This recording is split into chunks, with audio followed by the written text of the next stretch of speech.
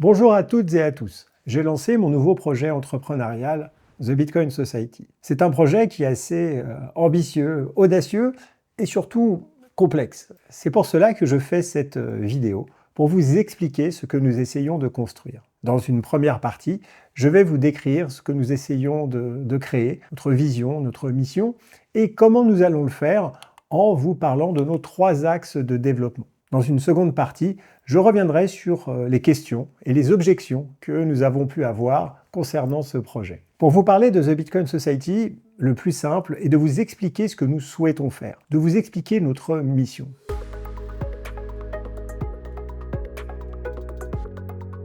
Et cette mission, elle est simple. C'est de vouloir redonner envie de croire en l'avenir, de redonner un petit peu d'espoir à tous ceux qui créent de la valeur et d'une manière générale de porter les valeurs de liberté d'entreprendre, de souveraineté financière, de responsabilité individuelle un petit peu partout. Pourquoi ? Parce que nous partons du principe que la seule façon d'apporter de la prospérité à un pays, c'est de passer par une vision libérale de l'économie et donc de passer par l'entrepreneuriat. Plus nous arriverons à construire, à créer, plus nous pourrons aider et libérer tous ceux qui veulent créer de la valeur, plus le pays, la France par exemple, mais ce n'est pas un projet pour la France, ce que nous souhaitons faire, c'est un projet global, bien plus le pays atteindra la prospérité. Et dans un environnement où il y a de plus en plus d'incertitudes, où on se pose de plus en plus de questions quant à l'avenir, où on a tendance parfois à perdre justement un petit peu espoir, il est nécessaire de proposer des solutions, des services, des approches qui vont permettre à tout à chacun de pouvoir construire l'avenir, d'avoir les bons outils pour entreprendre, d'avoir les bons outils pour construire son patrimoine et d'avoir aussi les bons outils pour promouvoir une vision libérale de l'économie et de permettre à tout à chacun de mieux préparer l'avenir. C'est là la mission de The Bitcoin Society. Nous sommes dans un environnement qui est pétri d'incertitudes, qui nous empêche parfois de croire un petit peu en l'avenir. C'est la première fois dans notre histoire moderne que nous pensons que la prochaine génération, celle qui suit, sera moins bien lotie que la nôtre, que la précédente. Et ça, c'est difficile à entendre et cela remet en question beaucoup de choses. Et c'est pour ça qu'il y a de plus en plus d'entrepreneurs, mais en général des personnes qui essayent de bâtir, de construire leur futur, qui se posent des questions. Et cet environnement de défis, d'incertitude, il a pour origine quelque chose d'assez clair, qui est la monnaie. La monnaie qu'on appelle monnaie fiat aujourd'hui, qui est une monnaie qui est basée sur rien du tout, a permis de créer une approche construite sur la dette. Le gros problème de notre société actuelle, ou en tout cas un des problèmes de notre société actuelle, parce que bien évidemment c'est assez complexe, provient du fait que nous avons décidé de sacrifier l'avenir au profit du présent. Quand on regarde toutes les approches politiques, on est toujours dans le temps court. On est dans le temps de la réélection, on est dans le temps de répondre tout de suite à un problème, et on répond au problème tout de suite en hypothéquant le futur, c'est-à-dire en se basant sur la dette. Et en France, on le voit bien, on a 3 500 milliards de dettes. On essaye de continuer à soutenir notre approche de répartition en créant plus de dettes et en voulant financer cette approche par de la taxation, par une fiscalité qui devient à la limite de l'hystérie. Nous avons bien vu tous les débats récents à l'Assemblée nationale qui consistent toujours à ponctionner plus, à aller chercher de l'argent et ne jamais se remettre en question. C'est-à-dire ne jamais se dire « Ok, la situation est difficile, on va devoir faire quelque chose, on va devoir se serrer la ceinture, on va devoir penser à l'avenir, c'est-à-dire mettre en place des solutions qui seront peut-être plus compliquées à court terme, mais qui permettront d'avoir une vision à long terme. » Cette problématique, qui est une problématique de positionnement et de priorité temporelle, si je puis dire, est pour nous à la base d'une grosse partie des problèmes que nous avons aujourd'hui. Nous avons sacrifié le futur au profit du présent, et aujourd'hui, ce futur vient toquer à la porte et nous présenter l'addition. J'ai parlé de la monnaie tout à l'heure puisque c'est la monnaie qui permet de se baser sur le temps. Une monnaie qui va perdre de sa valeur par l'inflation, par le fait que sa masse monétaire va être en accroissement permanent, va rendre la notion d'investissement, d'épargne difficile. Parce que il faut mieux consommer tout de suite. On se dit que l'argent va perdre de la valeur, alors on va le consommer tout de suite plutôt que d'essayer d'épargner, puisque lutter contre l'inflation va être difficile. Et c'est cette approche qui est à l'origine d'un des piliers fondamentaux de The Bitcoin Society, qui est le choix de se raccrocher à un étalon monétaire sain, qui est vraiment basé sur une vision long terme du futur, qui est le Bitcoin. Bitcoin a été créé pour avoir une masse monétaire qui est fixe, qui est limitée, et a donc été créé pour pouvoir justement être un contrepoids, un contrebalancier aux monnaies fiat qui existent aujourd'hui, telles que l'euro, le dollar, fiat, ça vient du latin, que ce soit fait, il suffit de décider pour que cette monnaie soit mise en circulation. On est donc dans un constat global qui est un constat de dette, un constat de vouloir essayer de rattraper le présent en taxant plus et finalement en réduisant les capacités d'investissement, en réduisant les capacités d'entreprendre, une vision court terme qui est, à mon sens, à notre sens, une des clés qui explique la situation dans laquelle nous sommes. Nous avons donc fait le choix de vouloir nous rattacher à un étalon monétaire sain, celui du Bitcoin. Alors concrètement, qu'est-ce que ça veut dire quand je dis cela? Cela veut dire que notre société, The Bitcoin Society, va s'arrimer au standard Bitcoin. C'est-à-dire que tous les flux financiers excédentaires, c'est-à-dire tous les profits, tous les fonds qui vont être levés sur les marchés de capitaux vont être transformés en Bitcoin pour créer et conserver à long terme un trésor en Bitcoin qui, lui, va s'apprécier dans le futur. Alors, oui, je sais que Bitcoin est un actif très volatile, qui peut certes avoir des hauts, mais aussi avoir des bas. Cependant, à long terme, c'est un actif qui ne peut que s'apprécier face à un euro, un dollar, des monnaies fiat qui s'impriment à l'infini et qui perdent donc de leur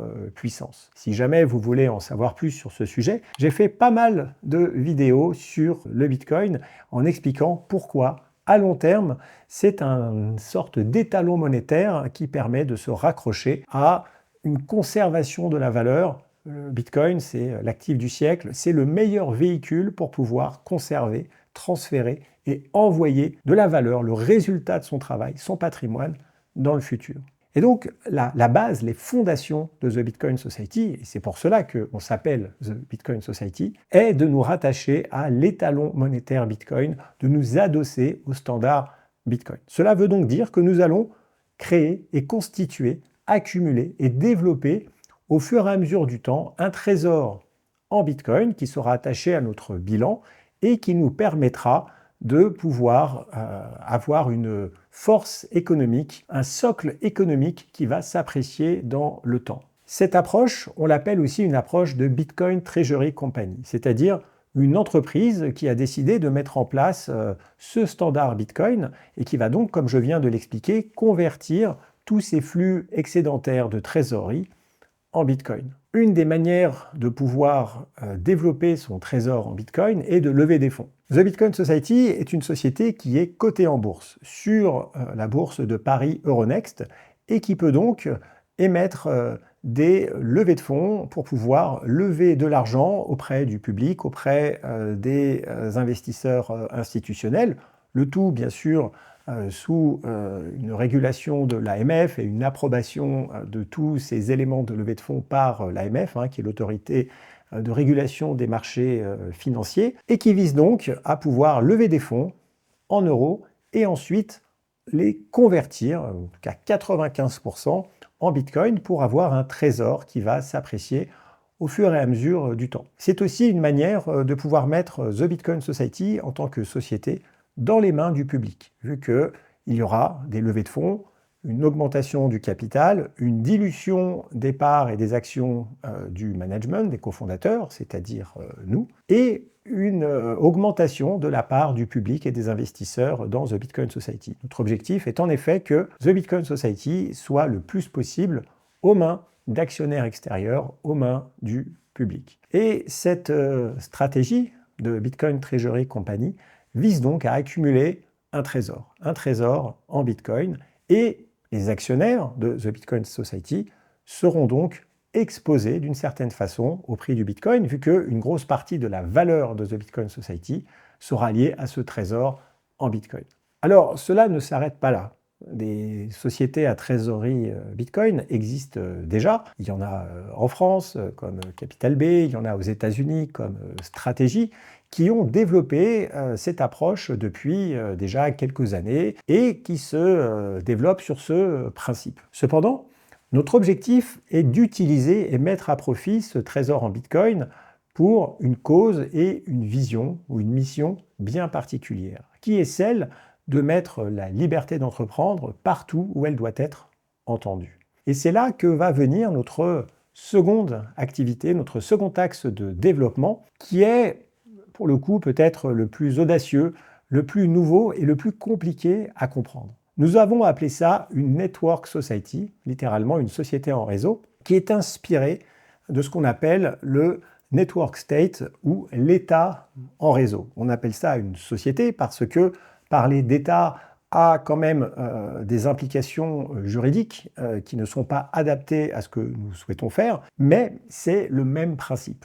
Cette notion de société en réseau, c'est une nouvelle forme d'influence collective qui vise à porter des messages politiques et économiques autour de nos valeurs de liberté d'entreprendre, de liberté financière et de liberté tout court, avec bien sûr la responsabilité individuelle au cœur de cette approche. Alors, concrètement, qu'est-ce que c'est? Qu'est-ce que ça veut dire? Notre objectif est de pouvoir rassembler, unir et mettre autour de cette mission un maximum d'entrepreneurs, de créateurs de valeur, qui peuvent être aussi des salariés, des personnes en fait qui croient à leur travail, qui ont envie de construire un patrimoine et qui, d'un point de vue général, sont acquis à la mission que nous proposons, qui est de proposer et de développer une vision libérale de l'économie. Donc, nous allons rassembler toutes ces personnes, tous ces acteurs, tous ces individus au sein de cette société en réseau. Cette société en réseau, elle existe en dehors des frontières. Elle existe d'un point de vue global, horizontal. Elle permet de rassembler toute personne dans le monde par l'intermédiaire du réseau d'Internet sur le principe d'un rassemblement autour des mêmes valeurs et des mêmes objectifs. On pourrait considérer ça, même si le terme n'est pas très, très heureux en français, d'un super syndicat. À partir du moment où on rassemble des personnes autour d'un même objectif, on peut parler de lobbying, on peut parler de syndicat, donc ça c'est un peu une base pour comprendre ce que l'on veut faire, mais l'objectif c'est d'aller encore plus loin.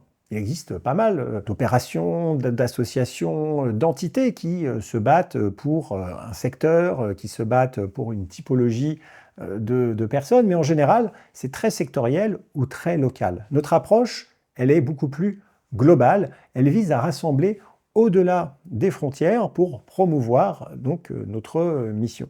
D'un point de vue très concret, une fois que nous avons suffisamment de membres, une fois que nous avons un trésor en Bitcoin qui commence à avoir un certain poids économique, le but est de pouvoir agréger la force économique de nos membres, toute leur volonté, leurs énergies, leur patrimoine, simplement par une notion de recensement, pour pouvoir obtenir des milliards, des dizaines de milliards en valeur, d'adosser cela à notre trésor en Bitcoin qui, dans quelques années, nous l'espérons, en tout cas c'est notre objectif, pourrait faire aussi des milliards en valeur, donc d'avoir tout cet agrégat de valeur économique et de pouvoir ensuite aller négocier directement avec des institutions publiques, des États, en France, mais aussi en Europe et dans le monde entier, pour pouvoir donc négocier des conditions préférables pour tous nos membres en fait qui veulent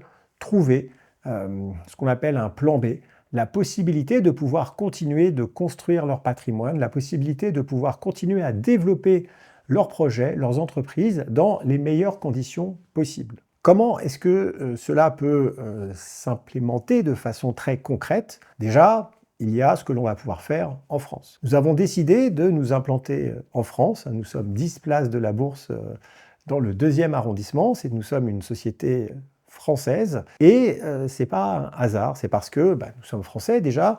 Moi, je crois à mon pays, j'ai envie de développer de la valeur en France et je pense qu'il n'est pas trop tard pour pouvoir essayer d'influer sur le débat économique et politique actuel pour pousser des actions qui visent à mettre plus de libéralité dans l'économie, c'est-à-dire débloquer des lois idiotes, des normes qui n'ont pas de sens, simplifier le millefeuille administratif, bref, porter un certain nombre de mesures très concrètes qui visent à faciliter la liberté d'entreprendre. Cependant, nous sommes aujourd'hui dans une entreprise, une société mondiale, et on ne peut pas juste se contenter de regarder la France. Il y a déjà beaucoup d'entrepreneurs qui vivent dans d'autres pays que celui dans lequel ils sont nés, et la France n'est qu'un petit morceau de tout ce qui existe dans le monde entier. La Network Society que nous allons développer au sein de The Bitcoin Society est donc internationale. Il y a un chapitre francophone, mais il y a aussi un chapitre anglophone,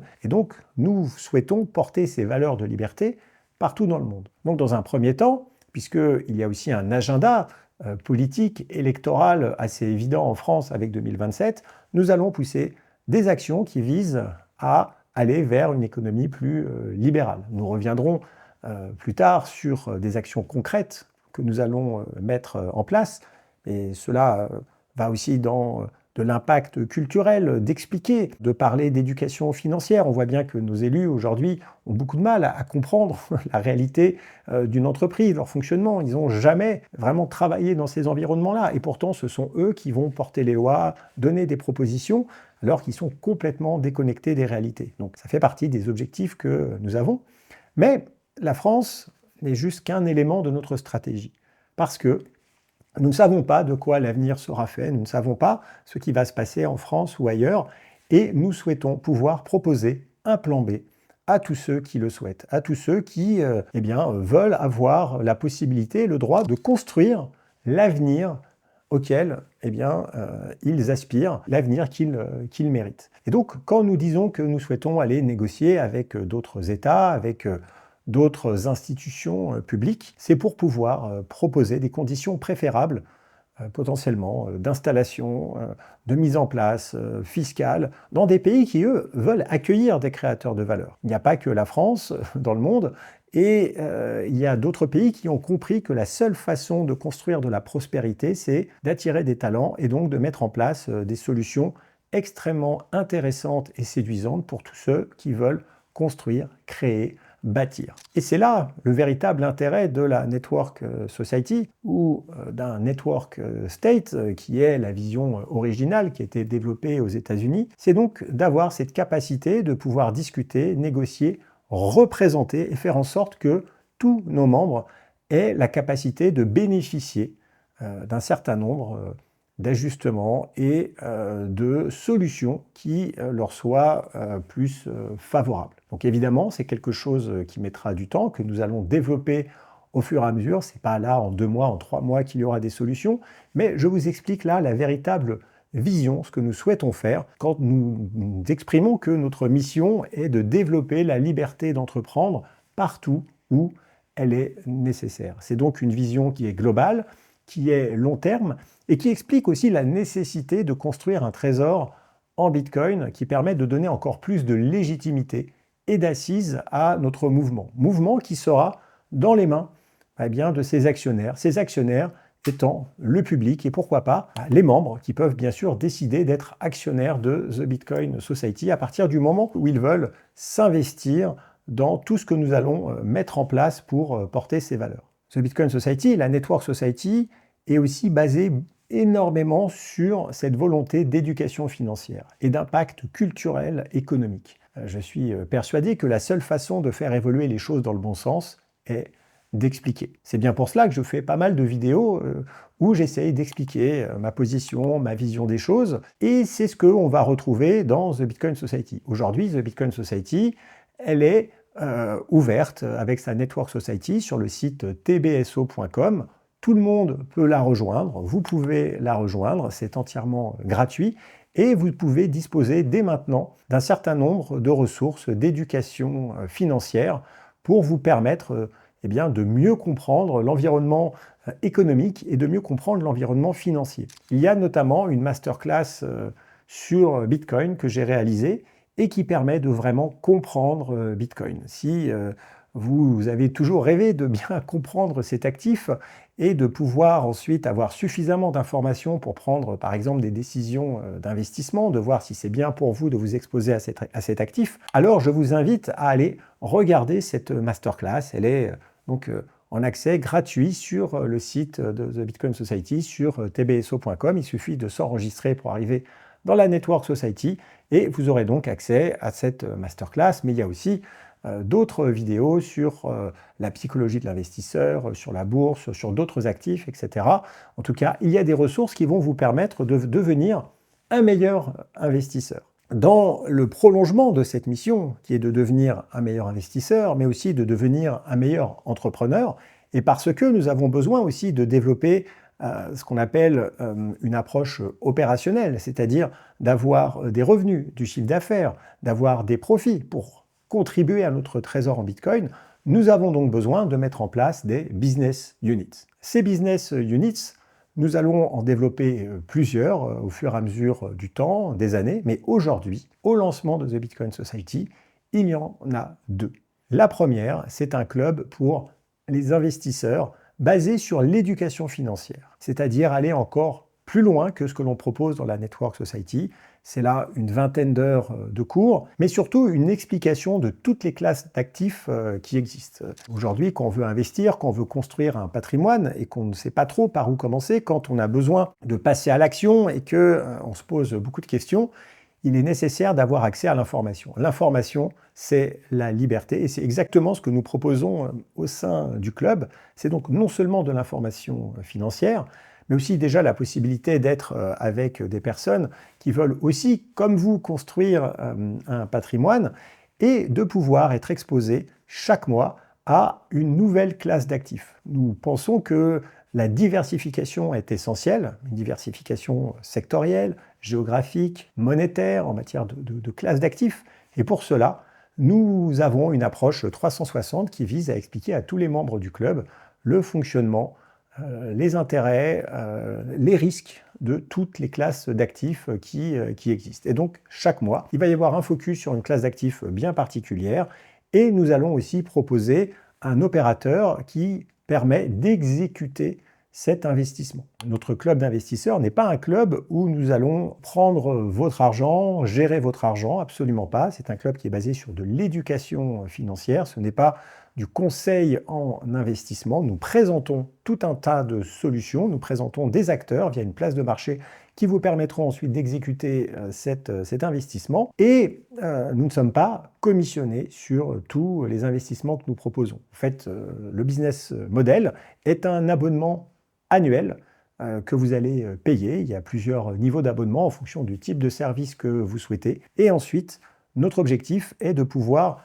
justement utiliser la puissance et la force du club pour négocier les meilleures conditions possibles avec les différents opérateurs afin que lorsque vous allez faire des investissements, les frais, parce qu'il y a toujours des frais pour pouvoir faire des investissements, eh bien, auront été négociés, seront les plus bas possibles et que, au bout d'un an, d'une certaine façon, le prix de votre abonnement aura été remboursé par, c'est l'objectif, aura été remboursé par toutes les réductions de frais, les négociations de frais que nous aurons fait pour vous. Et donc, vous allez vous y retrouver, ça ne vous aura pas coûté plus cher, sauf que vous aurez bénéficié d'un club qui vous propose de l'éducation financière, qui vous propose des événements, qui vous propose de rencontrer tout un tas de personnes. Et donc, c'est une proposition de valeur, en tout cas, que nous avons construite de cette façon. Si vous êtes intéressé par en savoir plus sur ce club, il faut aller dans notre Network Society, tbso.com, et là, vous trouverez toutes les informations liées à ce club d'investissement. Le deuxième club est un club pour les entrepreneurs. Ça, c'est quelque chose que je fais déjà depuis quelques années, d'accompagner des entrepreneurs, que ce soit en coaching direct, que ce soit par les masterminds dans mon domaine. Et j'ai décidé de passer à la vitesse supérieure en créant le Scale Club, SKL Club, qui est un club pour entrepreneurs qui vise à apporter un maximum de valeur et de débloquer les croissances, briser les plafonds de verre, d'accélérer, d'augmenter les revenus, vos revenus de façon durable. Donc là, ça se destine à tout type d'entrepreneurs, hein, que ce soit des freelances, des coachs, des PME, des TPE, peu importe votre secteur, à partir du moment où vous avez déjà un business qui tourne, peu importe la taille de ce business, nous vous proposons d'accéder à énormément de ressources. Il y aura une quarantaine d'experts dans une vingtaine de problématiques qui vous donneront des réponses à toutes les questions que vous vous posez. Quand on est entrepreneur, il y a toujours un moment où on se dit, bah tiens, j'ai besoin d'améliorer mon personal branding, j'ai besoin de faire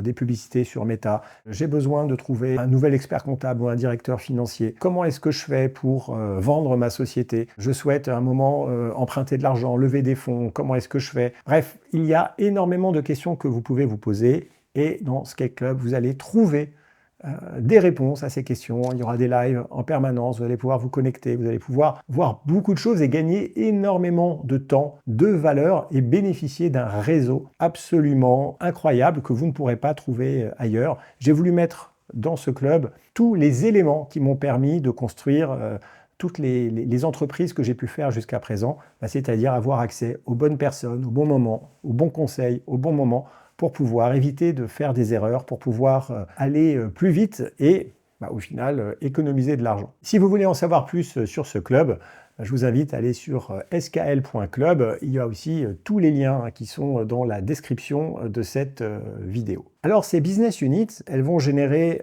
du chiffre d'affaires, donc des abonnements annuels, et elles vont aussi générer des profits. Et ces profits seront convertis en Bitcoin et viendront donc être en soutien de l'activité de Bitcoin Treasury Company. Notre activité de Bitcoin Treasury Company, qui vise à développer et accroître son trésor en Bitcoin, va faire appel au marché de capitaux, comme je l'expliquais avant, pour continuer de grandir, et sera au service de notre Network Society, puisque plus le trésor en Bitcoin sera important, plus il y aura une légitimité financière, et plus l'assise de The Bitcoin Society sera importante dans nos discussions afin de préparer et de proposer des solutions à tous nos membres. Et lorsque nous portons notre mission qui est d'amener la liberté d'entreprendre partout où elle est nécessaire, nous allons mettre en place des actions, de l'impact culturel, de la communication. Il y a tout un tas de choses que nous allons faire. Cela fait aussi la promotion de The Bitcoin Society en tant qu'entreprise. Et en faisant la promotion de l'entreprise, nous allons évidemment ramener du monde, des personnes intéressées par ce que nous disons dans The Bitcoin Society, et ils seront exposés aux différentes business units. Il y aura tout un tas de produits et de services qui permettront de monétiser cette audience et donc de pouvoir générer du chiffre d'affaires et des revenus qui seront donc au service de la Bitcoin Treasury Company. Ce que je veux dire par là, c'est que nous avons un cercle vertueux. La Bitcoin Treasury Company est au service de la Network Society, qui est au service des business units, qui sont au service de la Bitcoin Treasury Company. C'est donc comme ceci que nous avons construit notre entreprise. Alors certes, c'est un petit peu complexe, il y a beaucoup d'éléments qui sont présents, mais c'est tout l'enjeu et toute la beauté de ce système. Nous avons une très forte ambition et nous pensons que la seule manière d'y arriver est de passer par ce système que nous avons mis en place. Cela n'a encore jamais été tenté. Il n'existe aucune société cotée dans le monde qui implémente une stratégie de Bitcoin Treasury Company et qui surtout implémente une stratégie de Network Society. C'est donc un nouvel élément, une nouvelle approche qui est présente et qui se crée en France pour la première fois. On aurait pu imaginer que cela soit plutôt créé aux États-Unis, mais ce que j'espère, c'est que cela permettra d'inspirer et de, pourquoi pas, créer des émules d'autres approches similaires à la nôtre, parce que je pense qu'aujourd'hui, la notion de société a évolué, la notion d'influence a évolué avec le réseau qui fait partie de notre vie, Internet qui connecte partout et tout le monde dans le monde, va permettre l'émergence de ces nouveaux modèles de société, ces nouveaux modèles d'influence, ces Network Society ou Network State, qui vont, dans le futur, jouer un rôle de plus en plus important. C'est en tout cas notre prédiction, et nous espérons bien évidemment faire partie des pionniers de cette révolution et de cette nouvelle approche.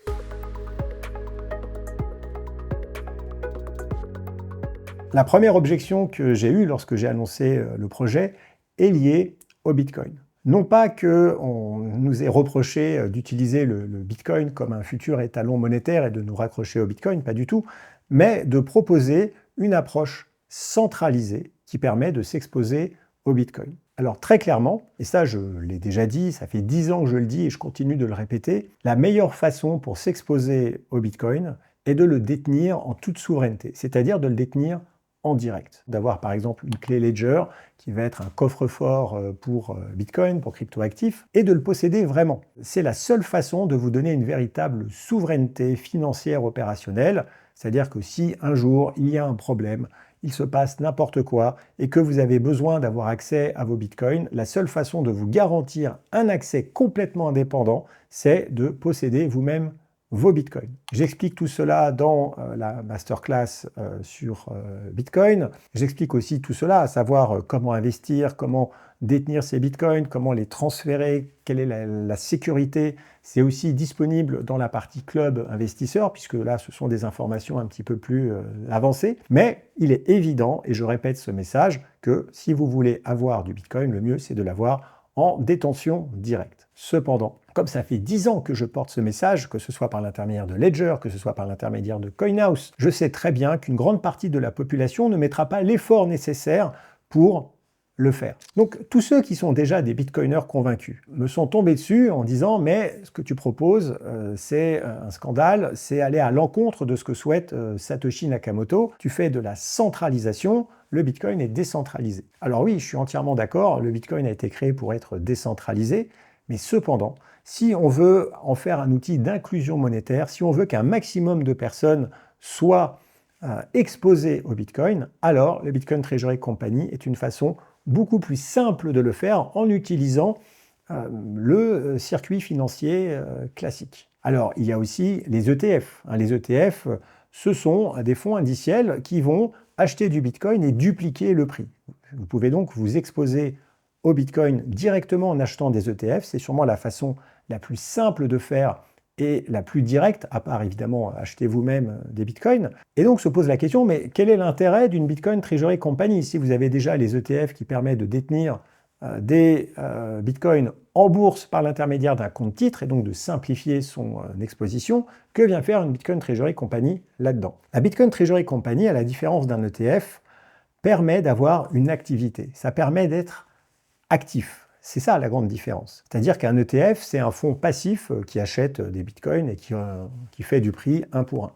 Une entreprise à trésorerie bitcoin, elle va avoir des activités, tout ce que je viens de décrire. Et son objectif va être d'augmenter le nombre de bitcoins par action.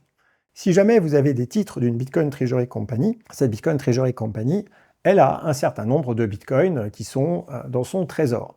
Et donc en faisant une règle de 3, vous avez par exemple qu'un titre de cette Bitcoin Treasury Company, une action est égale à 1000 Satoshi. Un Satoshi, c'est 100 millionièmes de Bitcoin. Vous avez donc une correspondance entre ce que représente un titre et le nombre de Bitcoin, de fractions de Bitcoin qui sont rattachées. Au bout d'un certain temps, avec les actions du management de la Bitcoin Treasury Company, eh bien, vous allez passer peut-être de 1000 à 1100. C'est-à-dire, sans rien faire, le trésor en nombre de Bitcoin va augmenter. Parce que cette entreprise va avoir des activités, faire des profits, acheter plus de Bitcoin, parce que aussi elle va lever des capitaux sur les marchés financiers et va augmenter plus vite son trésor en Bitcoin que sa dilution. Donc là, c'est un petit peu technique, mais à la fin, ce que cela veut dire, c'est que vous allez augmenter le nombre de Bitcoin par action. Et donc, non seulement vous vous exposez au prix du Bitcoin, mais en plus, vous avez une augmentation potentielle du nombre de Bitcoin par rapport à votre titre, et donc une augmentation de la valeur. Alors évidemment, cela crée des risques supplémentaires. Si le management de l'entreprise fait n'importe quoi ou se plante, alors le nombre de bitcoins par action peut potentiellement diminuer. Il y a donc un risque opérationnel, mais ce risque, il est aussi attaché à la capacité de pouvoir surperformer le prix du Bitcoin. Donc évidemment, avant d'investir dans une Bitcoin Treasury Company ou de considérer devenir actionnaire de The Bitcoin Society, il faut faire votre analyse. Il faut regarder le management, il faut regarder le projet et ensuite faire votre analyse de risque pour ensuite prendre votre décision. Les Bitcoin Treasury Company ont donc une activité qui va permettre de, en théorie, surperformer le prix du Bitcoin. Et souvent, elles captent la volatilité. C'est-à-dire que quand le Bitcoin monte, ça va surperformer, mais quand ça baisse, ça peut aussi surperformer la baisse. Donc il y a des avantages, mais il y a aussi évidemment des risques. Et pour aller encore plus loin,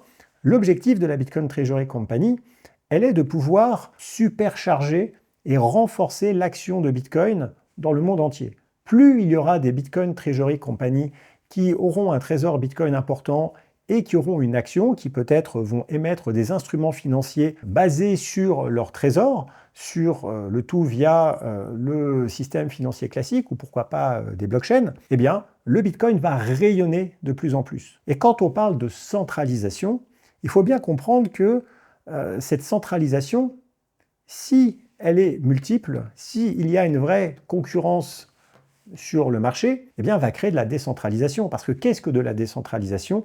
C'est avant tout une multitude de points de centralisation. Il y a énormément d'acteurs dans Bitcoin, mais ça fonctionne parce qu'ils sont nombreux.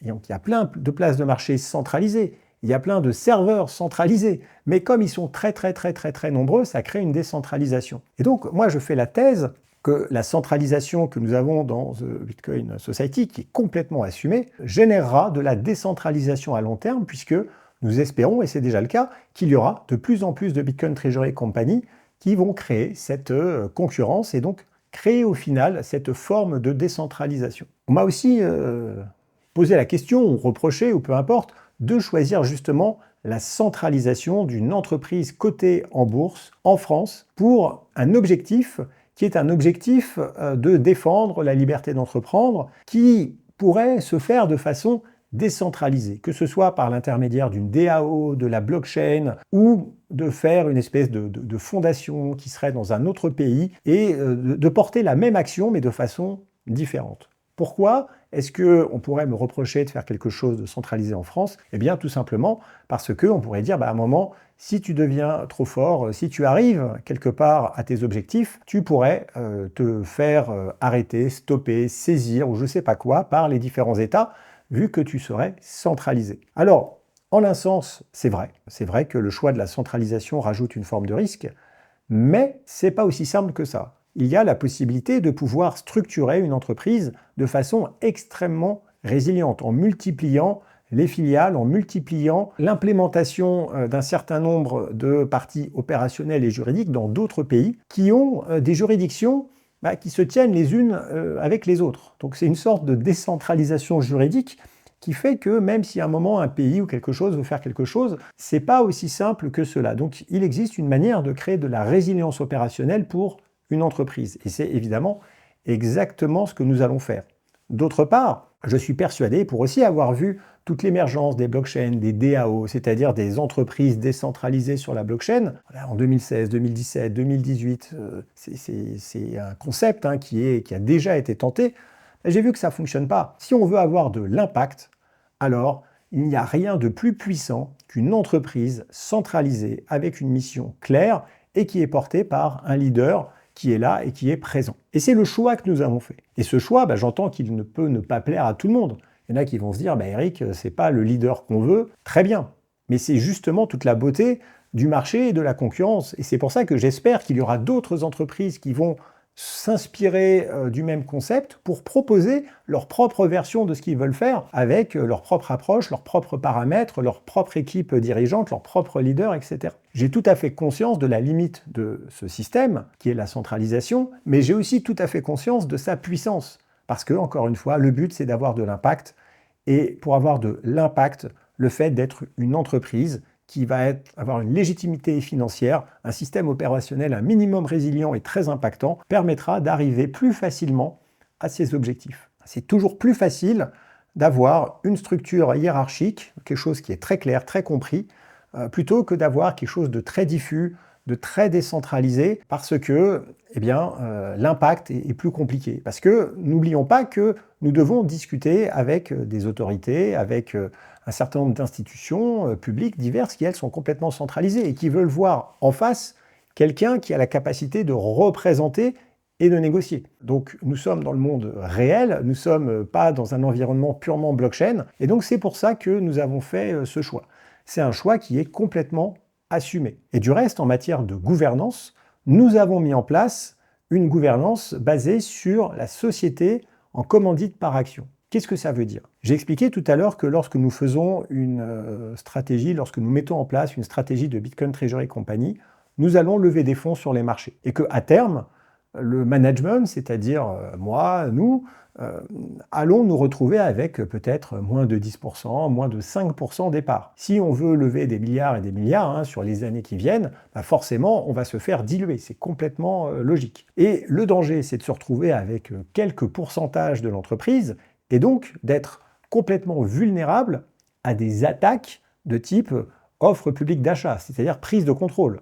Si à un moment, il y a des actionnaires qui se mettent ensemble et qui décident de prendre le contrôle de l'entreprise, c'est tout à fait possible et ça existe de façon quasiment quotidienne sur les marchés. Il y a des batailles de contrôle. Et lorsqu'on possède un énorme trésor en Bitcoin, lorsque l'on possède un outil d'influence qui, s'il fonctionne bien, aura une valeur, eh bien, la tentation d'en prendre le contrôle et donc de dégager l'équipe opérationnelle, elle est immense. C'est pour cela que nous mettons en place une gouvernance type SCA, une société en commandite par action, qui permet de renforcer le pouvoir du management, de la direction, et de la rendre beaucoup plus difficilement attaquable par des OPA ou des tentatives de prise de contrôle. Alors le balancier, ça veut dire qu'il ne sera pas facilement possible pour les actionnaires de pouvoir décider de changer la gouvernance, de pouvoir changer, de remplacer le président, c'est-à-dire moi. Et donc, si quelqu'un ne croit pas en ma capacité de pouvoir bien exécuter,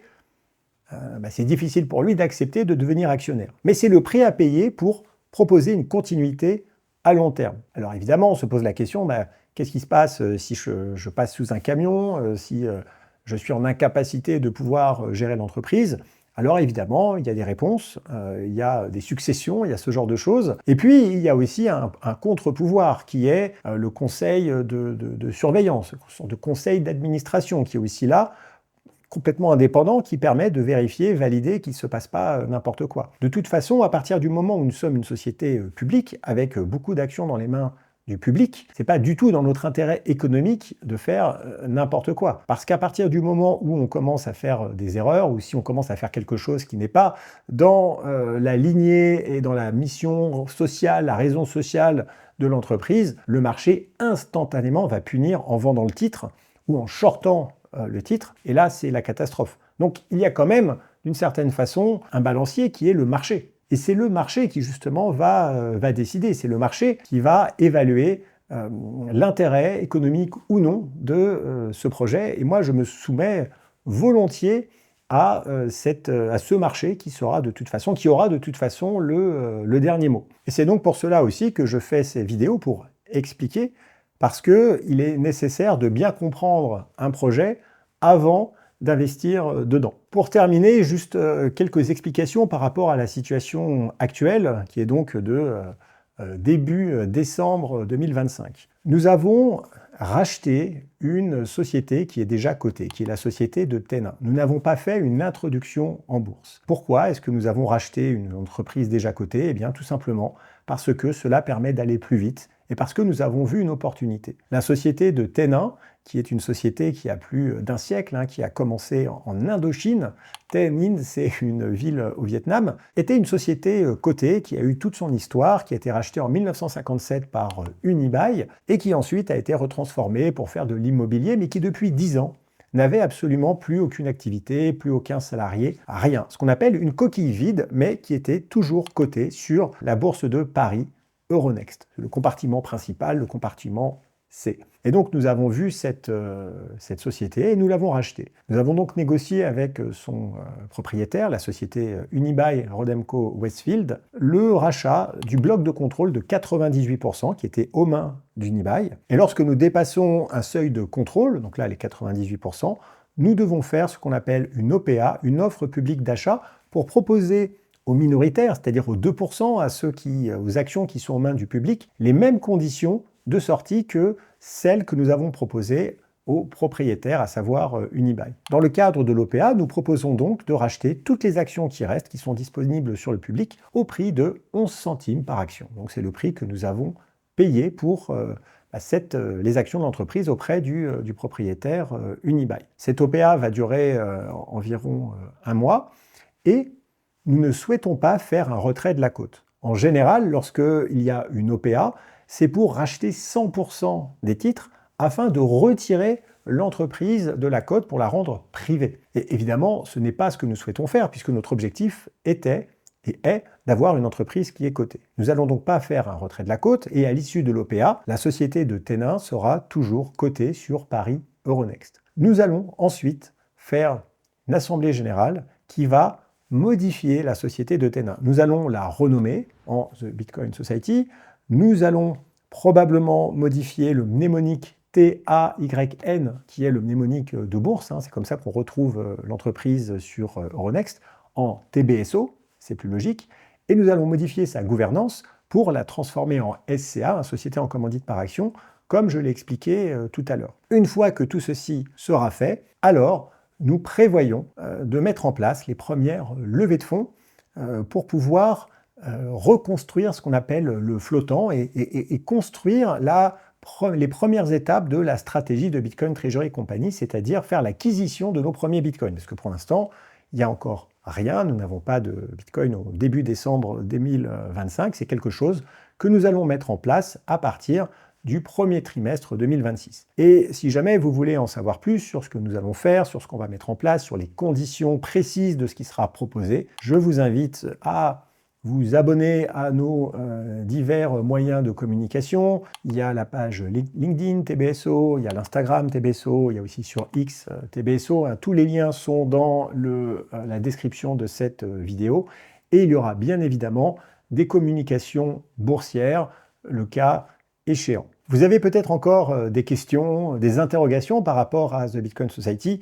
Là, j'ai essayé de répondre aux questions qui sont les plus souvent posées, mais surtout, n'hésitez pas à poser vos questions en commentaire.